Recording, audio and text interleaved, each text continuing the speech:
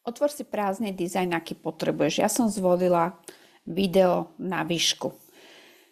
Pôjdeme vľavo na lištu, napíšeme si text, čiže pridáme si text.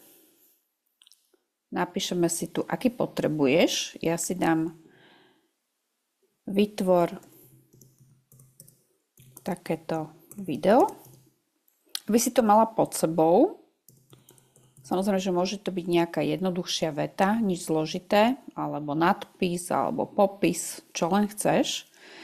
A môžeš si to písmo vlastne zmeniť. Čiže ja si tu zmením určite to písmo, lebo mne sa toto nepáči. Takže dáme si tento tán a ja si to trošku zúžim, to riadkovanie, priblížim si to. Tak, vytvor takéto video. Super. Máme to. A teraz celé to len skopírujem, čiže pluskom skopírujem ten popis alebo ten text a pôjdem do efektov. A vľavo mám kontúru. Ťuknem na tú kontúru, ale ja ju nechcem takú hrubú, dám si ju takú tenšiu. Záleží od teba, ako sa ti to bude páčiť. Ak chceš širšiu, tak je to v poriadku. A teraz ten text ty si len napasuj na ten pôvodný. Pôjdeme do videa, vľavo na lište, dáme si videa a dáme si tu, že rúžový dym. A je tých videí tu množstvo. Aké chceš, mne sa páči to prvé, takže klikneme na to, pôjdeme do odstraňovača pozadia, odstraní nám pozadie. Sme v platenej verzii. Ak si v neplatenej verzii, mám na to návod. Pod týmto videom nájdeš link, kde si vieš odstraniť pozadie cez aplikáciu aj v neplatenej verzii. Tak si to video pozri. Takže len si to roztiahnem. Môžem si to dať trošku väčšie.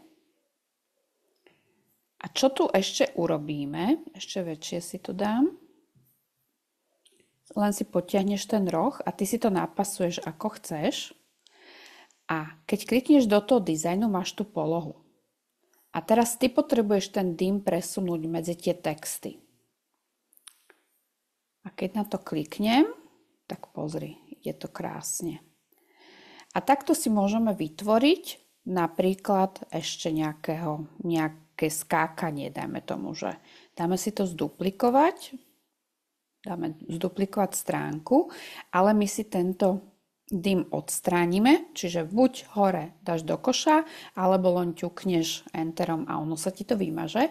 A ideme do... Ja som si našla takéhoto muža. Takisto treba si tam napísať, že skákanie medzi lavičkami alebo skákajúci muž. Už podľa toho, ako si to nazveš, vyjde ti viacero videí. Ja si to zväčším. On ide potom aj taký ako bielo-čierny. Zase si dám odstraňovač pozadia a keď to vlastne zapnem, tak ide cez ten text, ale ja ho zase musím dať tú polohu, musím ho dať do stredu toho muža. Nezabudni na to, lebo inak ti to nebude fungovať. Čiže ešte raz si to pustíme, ideme od začiatku. A vidíš, že to je... Ono to veľmi nie je vidno, lebo on je v čiernom, čiže keby sme si to pozadie dali napríklad také do hnedá, tak uvidíme, skúsime na novo. Tak je to trošku lepšie vidieť. Alebo si ho dáme, ten text si môžeš dať potom inou farbou, keď ten človek je v čiernom oblečení. A tu je vlastne tá silueta jeho biela. Takže prajem ti krásne tvorenie a vidíme sa na budúce.